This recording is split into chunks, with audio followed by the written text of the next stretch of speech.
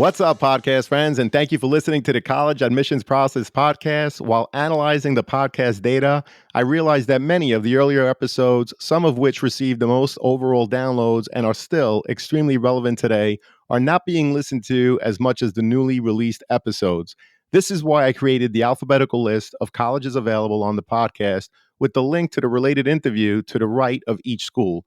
Please use the alphabetical list as part of your college search, which can be found in the show notes and on my website, www.collegeadmissionstalk.com. The alphabetical list serves as an on-demand virtual college fair with schools from throughout the country. To highlight how valuable the alphabetical list is, I will release past episodes that receive the highest overall downloads on Wednesdays throughout the summer. Please share the alphabetical list with anyone you think that may benefit, as it has proven to be such a valuable tool for so many listeners. So are you ready? Let's talk about it. Welcome to the CAP, the College Admissions Process podcast. I am your host, John Durante, and it gives me great pleasure to introduce to you today Sara Cohen, who's the Associate Dean for Recruitment, and her colleague, Barkley Barton, who's the Associate Dean for Evaluation and Selection at the University of Pennsylvania. Thank you so much for being here. Just so everyone knows, being that there are two people being interviewed, we're going to alternate questions. The first one is going to be for Sara. Sara, welcome again. And can you give us an overview of the University of Pennsylvania, highlighting its history, mission, values, and what sets it apart from other institutions? Thanks, John, and thank you so much for having us today. So a little bit about Penn. Penn was founded in 1740 by Benjamin Franklin, who at the time had a vision for education that was innovative at the time, to founded his university to train young people for leadership in business, government, and public service.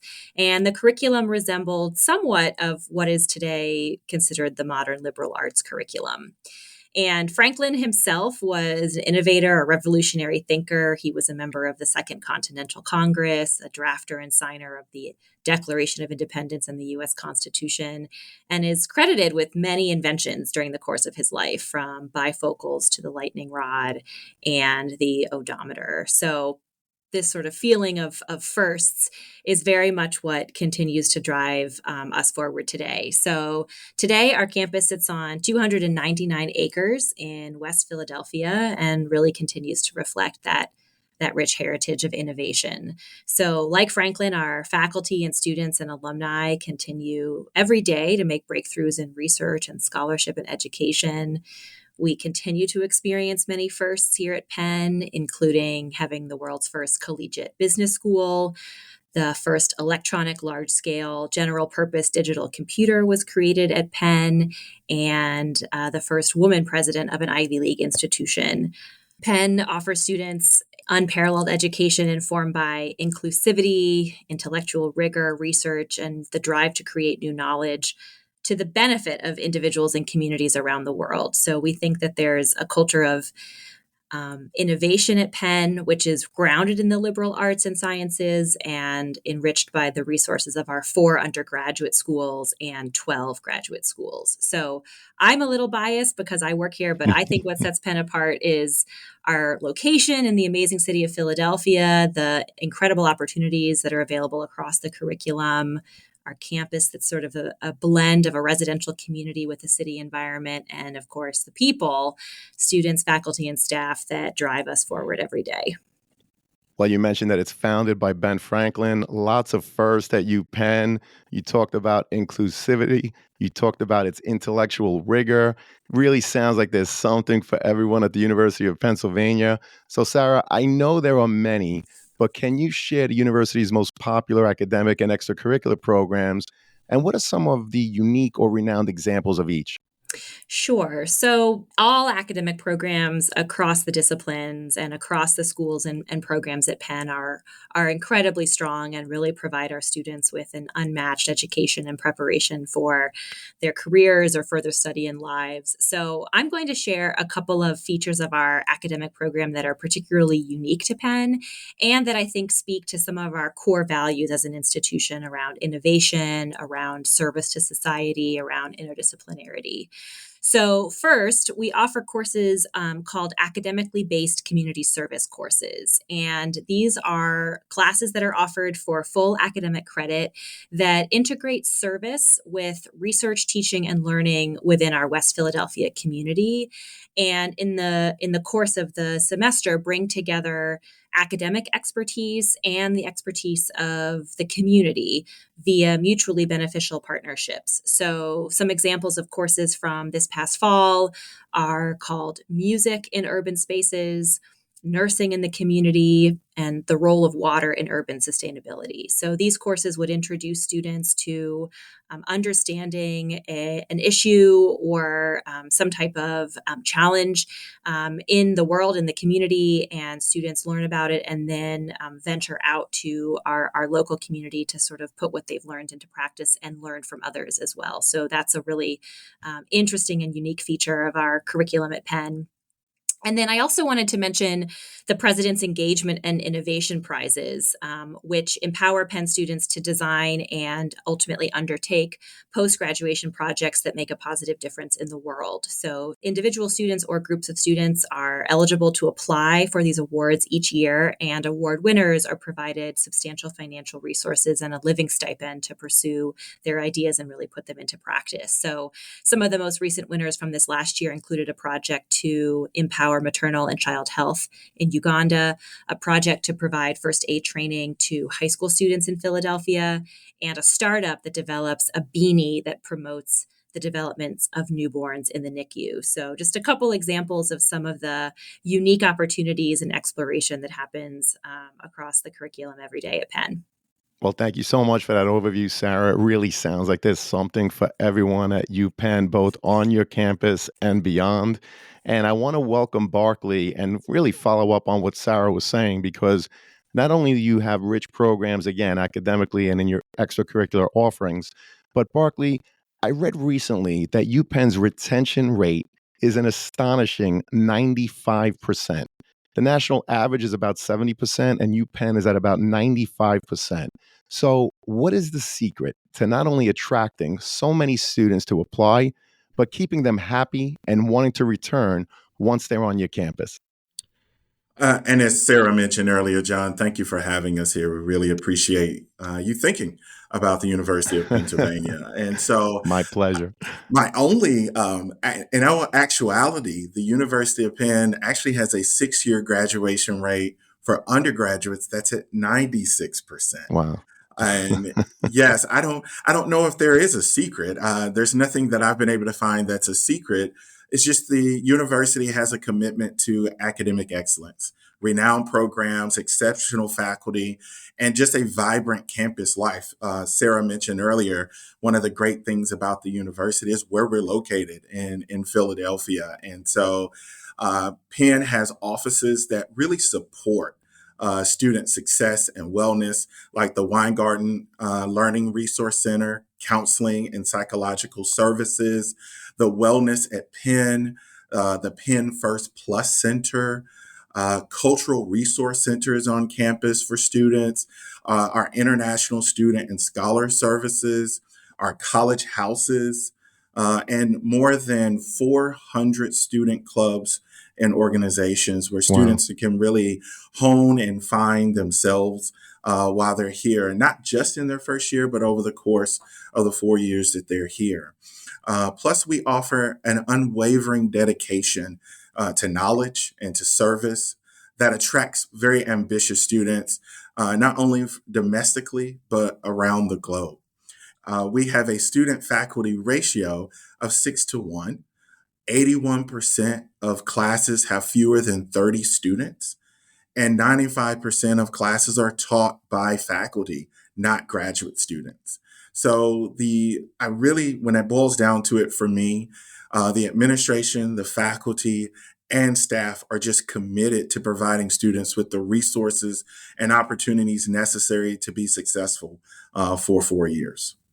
Well, like you said, over 400 clubs, incredible academics, that low student to faculty ratio. No wonder 95% is your retention rate. So let's get into the application process and unpack it a little bit if you don't mind. Barkley, Sure. can you provide an overview of your holistic approach to reviewing the applications? And what are the key components, deadlines, and requirements that applicants should be aware of? Sure. And I know this is what everybody is wanting to know about. So, but I'm not going to say anything again, that's a secret. A comprehensive review looks at a student's application from several different perspectives. We review the academic curriculum through the lens of the student's high school. I think I need to say that again, through the lens of a student's high school, how they have engaged, um, through your extracurricular activities, both inside and outside of the classroom, a student's personal information. What the context that they share with us, the recommendations that people like yourselves, the principals, the counselors, the teachers share with us. And last but not least are their essays. Their essays really do help us gain insight to who they are. The college application process is a meaningful journey that encourages you to reflect on yourself, your community, and their interest. Your voice and experience matters. The student's voice and experiences matter, and we cannot wait to hear their stories. And I know there's also a sense that we don't read applications; we read students' applications. So keep in mind some key components, deadlines, and requirements. Our deadlines: we have an early decision deadline of November 1st. And then we have a regular decision deadline of January 5th. So keep in mind the early decision is a binding process where students will apply and, if admitted, must attend. Regular decision students will have the opportunity to compare their admissions options of other institutions. Penn does accept the Common App and the Coalition application. We have no preference for either format and treat both applications equally in our admissions process. We do encourage you to review the features of each application format and use the platform that suits you best. You should submit only one application per admission cycle and not mix and match across platforms. Well, we appreciate that, Barkley. Thank you so much. And I particularly like what you said, that you review through the lens of the student's high school, which is a reminder to students and parents. You should be familiar with your school profile, your high school profile, and ask yourself, am I taking advantage of everything that's available to me, whether it's inside the classroom or through the co-curricular activities or the extracurricular activities that your high schools offer? Are you immersing yourself and really taking advantage of what's available to you? Because that's how they're going to look at your overall application. Am I correct, Barkley? That is correct. Well, I appreciate that. And so let's dig a little deeper and turn to Sara. I want to talk a little bit more about the overall review process. So, obviously, the transcript is the most important part of the academic portion of the application. So, Sara, can you walk us through what you're looking for when reviewing an applicant's transcript? And does it differ based on the student's intended major? Yes, absolutely, and definitely to echo much of what Barkley shared about the review in context of a student's individual circumstances. So, the transcript tells us how you have handled a challenging curriculum and what that looks like for you in your school. So, you mentioned, John, the school profile. This is an important document that helps us know the features of your school. And so, for any listeners, if you're curious about what your school profile is like, ask your counselor, maybe ask your teacher, ask a principal maybe to see if you can take a look at it. It's not a secret.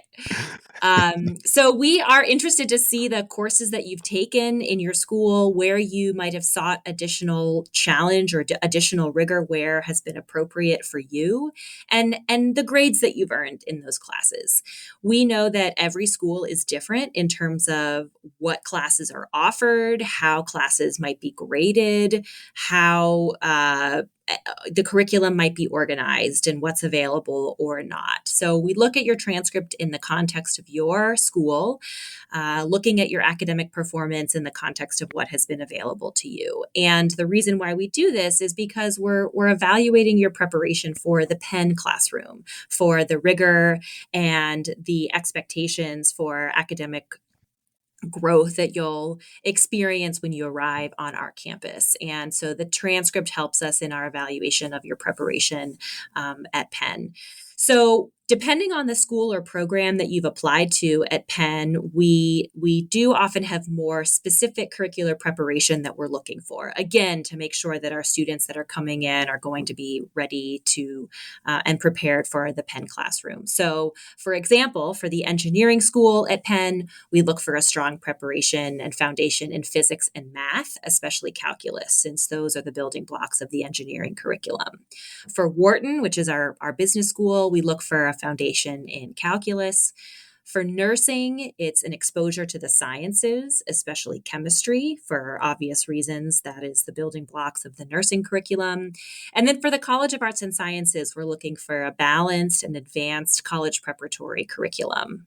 So the transcript helps us, see students, their academic record, and their preparation for their future studies at Penn.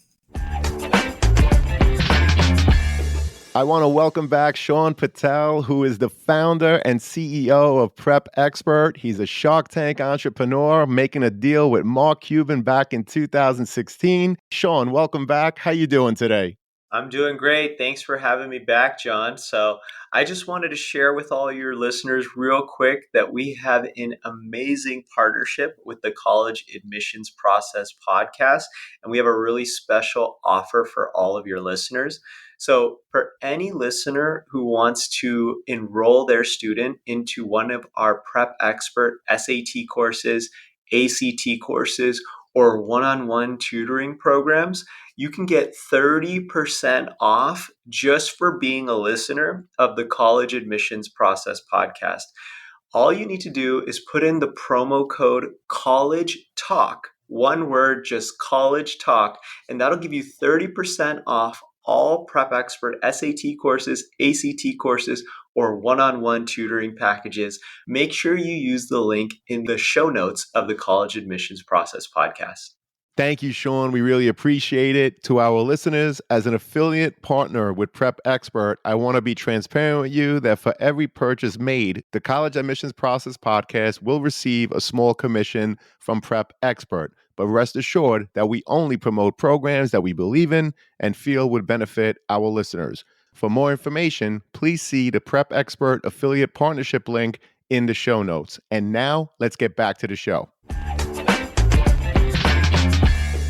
Well, thank you so much, Sara. And as I said earlier, obviously the transcript is the academic portion of the overall application. And what you're looking for, students, from an admissions office is, number one, you want to make sure that the students can handle the work if, in fact, they're accepted to the University of Pennsylvania. I really appreciate how you broke it down in terms of specific things that you're looking for, whether they're applying to engineering, Wharton, right, which is like the business school in the entire world, nursing, or anything else for that matter. So we really appreciate the detail. And Sara, let me ask you something else related to the application. Can you explain the differences between being deferred or waitlisted? And if either happens and the student is still very much interested in UPenn, is there anything they can do to help their chances of being accepted? Sure. Happy to talk a little bit about these terms, which can be confusing when you hear them thrown around in the conversation about college. So being deferred, deferral is a decision outcome that occurs during early decision for us at Penn. And that occurs, we can defer students when their application is strong, but we'd like the benefit of a bit more time to reconsider and look again later on in the spring. So applicants that are deferred are reviewed again in the regular decision timeline, and a final decision is made at that time. Waitlist is an option that we use under the regular decision application cycle. And this is also for strong applicants who are not admitted but who we would like to remain in contact with as our class size settles following May 1st, which is our enrollment deposit deadline. So, in both cases, we certainly appreciate that not getting a final answer can be challenging and can open up other questions. So, if you'd like to indicate your continued interest in Penn after being either deferred or waitlisted, we invite you to submit just one update to us, anything, a short letter or something of the like that you'd like to add about your involvements or your activities since submitting your application, or anything you'd like to say about your continued interest in Penn. And one is just fine. You do not need to submit multiple letters or other materials to us. The degree to which we use our waitlist depends every year on what our class size looks like after May 1st. So it's difficult to predict from year to year how many students will be admitting from the waitlist. We just have to wait and see. Understood. And thank you so much for explaining being deferred, being waitlisted. And a quick follow-up question for you, Sarah. If a student is waitlisted and something really unique happens that would add to their overall application, for example, they become a National Merit Finalist, perhaps they're a Regeneron Scholar, are those the kinds of things that you want to know about? Yes, exactly. Those are great updates that you can send along to us, and we're happy to take those into consideration later on down the line. So you would agree, right? It's not about emailing the admissions counselor 3 times a week, telling them, please, please, please let me in. However, if something unique and new happens, perhaps you're selected as the valedictorian or salutatorian, that's something that you should definitely reach out just to let the people in the admissions office be aware of. Correct, Sarah? Yes, that sounds right. Okay, thank you so much for that. And back to you, Barkley. So, unpackaging the application deeper, how important are the teacher recommendation letters and personal essays in the application process? And what advice would you give to students on crafting compelling essays and securing strong letters of recommendation? Sure, John. We get this question a lot. We do require students to submit at least one academic recommendation from a current or recent teacher, one from someone who knows you personally, that would add information not captured elsewhere throughout your application. This could be another teacher, or it could be someone from outside of your school context. So let's say it could be your coach, it could be a community-based organization that you worked with, your church organization that you work for, anyone or any place that you have done some type of community service. So those are all really good opportunities for you as far as a recommendation. And last but definitely not least, I know it said teacher recommendation, but we don't want to forget about, as Sarah mentioned a few minutes ago, someone that you can connect with, your high school counselor, because they will share what Sarah talked about a little bit earlier, the high school profile with us. They will also share the context of your individual high school. So that's really, they are a part of the common or coalition application process, but they really do give us another level of insight to not only who you are, but the context of your high school that we really do focus on. In your recommendation letter and the personal essays, they really do help provide us with a sense of who you are as a student, and not only a student, but as a person. Through them, we're trying to answer the question of how do you contribute to an academic community? Because think about it, and Sarah mentioned this a little bit earlier, when you come to Penn, we are a community. We have a community that is very broad perspective. And then how have you done this over the course of your time in high school? And how might you bring those contributions to the classroom at Penn?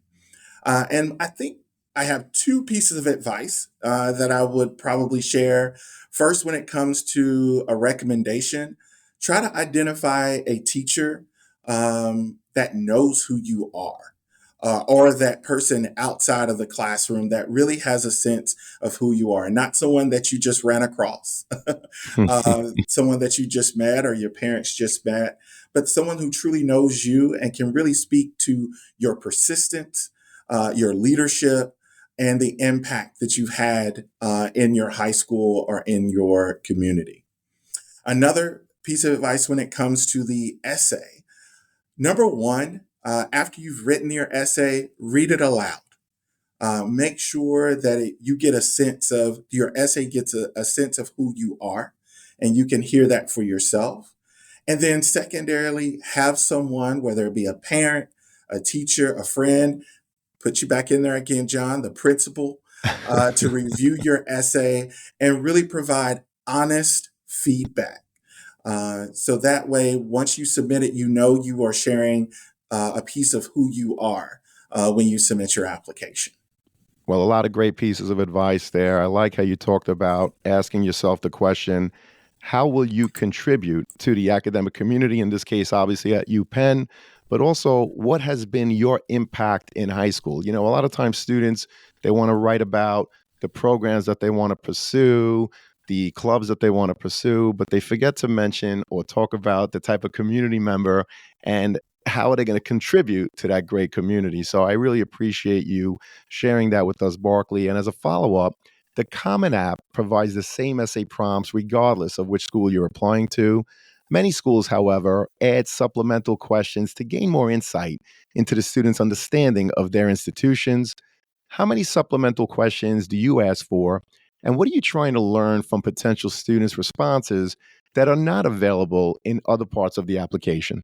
Sure, and I'm glad you asked this question. The UPenn application includes a personal essay and supplemental short answers.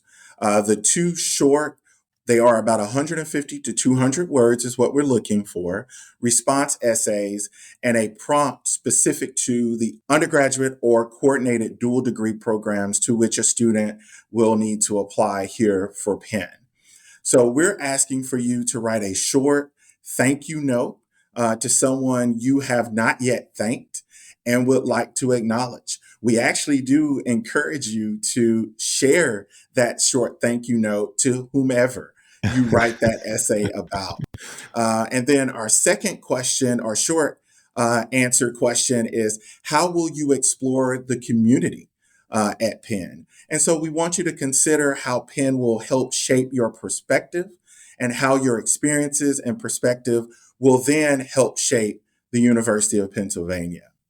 And then the school specific prompt will now be unique to the school to which you will apply. So to the student which will they will apply. So consider as an example, and the if you're looking at applying to the College of Arts and Sciences, you would answer the prompt. The flexible structure of the College of Arts and Sciences curriculum is designed to inspire exploration, foster connection, and help you create a path of study through general education courses and a major. So, what are you curious about, and how would you take advantage of opportunities in the arts and sciences? So, the essays are another window into how a student thinks, what you value, and then how you see the world and within your lens. And again, this is really about you, the student. We want to get a glimpse of what you might bring again to the community here at Penn, including your voice and then your creativity. I do encourage, I know this is a lot, so I encourage students to take a closer look of each of our questions. And so you can go to our website, what Penn looks for in the essays section. And so that will break down not only the two short response essays, but also the different school essays that we're going to ask. Well, that's fantastic. Thank you so much for the advice. And just so you know, both Sarah and Barkley, I always put the Office of Undergraduate Admissions in the show notes. If there are any other links, please provide it to me. And of course, we'll make it available to the students and their parents in the show notes. And another follow up that I have for you, Barkley, given the evolving landscape of standardized testing, what are UPenn's policies regarding SAT and ACT scores? And has the university made any recent changes in this area? That's a great question, John. And I know all your students are interested in this, not just your seniors this year. So, the University of Penn has actually been test optional for the past 3 years or cycles. And we will continue the policy for the 2023-2024 application year. Students who do not submit the SAT or an ACT or subject test scores will not be at a disadvantage in the admissions process. Let me reiterate, students who decide on their own to not submit an SAT or ACT will not be at a disadvantage in the admissions process. And just for those future students, a decision has yet to be made for the 2024-2025 year. But as soon as a decision is made from the admissions office, from the university, we will make sure we communicate that to all the high schools and prospective students. And it's always important to check the university's website for the latest and most up-to-date information. So again, Barkley, we appreciate it. Sara, back to you. Let me ask, if one student's high school offers 25 AP courses and another candidate school offers only 5, right? We're talking about that school profile that we mentioned earlier. One school has 25 while another only has 5. How does the evaluation process differ for these students? So the short answer is the evaluation process does not change. The principles of our evaluation process do not change based off of the type of school that a student attends. We're still trying to answer the question, what does a challenging curriculum look like in this particular school, and how has a student sought out appropriate level of challenge based upon what has been available to them. And so our evaluation process is highly contextual, in that way. So we really seek to understand what each school might offer in terms of that advanced coursework, whether that's AP courses, whether that's another type of curriculum, and how students have pursued appropriate rigor in their environments. And it's our job as admission officers to be able to, take this lens of asking and understanding those questions and really apply to a global applicant pool coming from hundreds of different school environments that have a lot of different variation place by place. So for students, it's most important to know that, we're looking to see that you have challenged yourself amidst what's available to you, in line with what your interests are, in line with what your future goals might be. And we're never going to expect that you will have taken classes that aren't available to you in your school environment. We're trying to use the tools in the application to understand what a challenging curriculum looks like to you, how you've sought out that challenge. But we're never going to be expecting that you're taking classes that are not offered to you in your school. Well, thank you so much for clarifying and explaining exactly the way you review applicants from different schools like that. Another conversation that comes up a lot for students and their parents is the cost of attendance. So, Sara, can you tell us about the university's approach to financial aid and scholarships? In other words, how do students apply for financial aid, and what resources are available to help them navigate through that process? Absolutely. And we recognize that this is one of the biggest questions and important topics in the conversation about college. So happy to elaborate a little bit about what Penn's approach is. So Penn has a grant-based undergraduate financial aid program that meets 100% of students' demonstrated need, comprised of financial aid packages that consist of grants and work study funding. So it is possible for students to graduate with a Penn degree debt-free. Wow. All undergraduate financial aid is awarded on the basis of financial need. So that means that Penn does not offer aid based on academic or athletic merit. And we're really proud that Penn is the largest university with a program that enables eligible undergraduates to receive grant-based financial aid packages for 8 semesters. And just to provide a data point, about 44.5% of our undergraduate students received need-based financial aid in the 2022-2023 academic cycle year, with an average aid package of about $63,000, which is more than the cost of tuition. We also have a program for students whose family incomes are less than $75,000, including typical assets, to receive financial aid packages that cover tuition, fees, and room and board. So a little bit about the application process. So U.S. citizens and permanent residents will need to submit the FAFSA, the CSS profile, and a form we call the Penn Outside Resources form, as well as federal tax returns to apply for financial aid. And all of those have their own deadlines that need to be followed, similar to our application process deadlines. International students only need to complete the CSS profile and tax returns or other income statements for their particular application. And then it is really helpful to get a sense at the start of, what a Penn education might cost for you and your family. So we do have 2 estimator tools on our financial aid website to help families get a general ballpark sense of that. They are called My Intuition and the Net Price Calculator. And those are both available for anyone. They ask a series of basic questions about family income and finances, and will give you an estimate of what the cost of attendance might look like for you at Penn. I'll also say that we have fantastic colleagues in our financial aid office, and they are open and available to speak with prospective students or admitted students if you are considering a financial aid award as an admitted student, to help answer questions. And then all Penn undergraduate students, whether they receive need-based aid or not, are assigned to a student financial aid counselor during the course of their time here. And we also have particular counselors who work with our highly aided students. So these are counselors who work exclusively with students who are the first generation in their family to attend college or may come from lower income backgrounds. Well, lots of supports for the students at UPenn. You mentioned the counselors, which is phenomenal. Never heard of anyone actually having a counselor specific for the financial aid process. So thank you for sharing that. I also appreciate you mentioning the net price calculator, where you answer basic questions and then you get an estimate of the cost of attendance. And that, of course, is not unique only to UPenn. Actually, every college and university is supposed to have that on their website.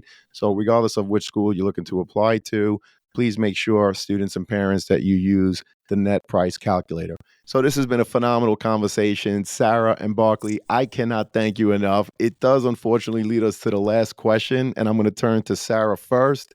What other advice would you provide a student and their parents getting ready for the college admissions process? I would say be true to yourself. Know who you are, and you are enough, regardless of the outcome of the process. Your own individual talents and potential cannot possibly all be contained within the college application. So try to see this process as one of exploration and getting to know yourself better, thinking about what your goals are for the future, or what's important to you as a person or as a learner, and how you're going to continue to grow into that person throughout this part of your high school into college experience. And then as it's just a reminder that the outcome of this process does not have any bearing on your worth or potential as a human being. There are so many excellent colleges out there. Certainly, we think Penn is one of them, but so many places that are offering really transformative educational experiences, and really what you make of it is the most important part. And a last thing I'll say is that remember to we have a thank you note question. One of the values that we try and cultivate is gratitude. And so I do think it's a good idea to remember to thank those in your life who will help guide and support you through this process. Well, thank you so much, Sara. You're awesome. And Barkley, same question. What other advice would you provide a student and their parents going through the college admissions process? I really like Sarah's response. Me So too. It was awesome. I'm just going to add to, so as Sarah mentioned, there's so many different institutions out there. We know the University of Pennsylvania is one of the best schools in the country, but we also know there's other options out there for students. So keep your options open when it comes to selecting an institution. Make sure the institution that you attend is a good fit for you, both academically and socially. Don't just choose a school based on where your friends or your family might have or might plan to attend. And then something specific to parents. Give your students space to truly explore and compare institutions. If you have an opportunity to visit, wonderful. Most institutions today have virtual options, so please, please, please utilize those resources. As we mentioned before, utilize the net price calculator to really determine your financial options and have a frank discussion with your students on what the options as your family that are feasible for you as a family, I should say. So just really take your time. There's a ton of great opportunities out there, and really start this process early. Well, Sara, Barkley, you guys were both amazing. The University of Pennsylvania is so lucky to have both of you, and we were blessed to have both of you on the podcast today. I really can't thank you enough, and I'm so happy, as I know that this is going to help so many students and their parents as they navigate through the process. I do want to have you both again. Thank you so much, guys. Thank you, John. This was a pleasure. Thank you, John, so much. Well, the pleasure was all ours. And one last thing to say to all the students and the parents out there, good luck as you navigate the process. Take care, everyone. Good luck.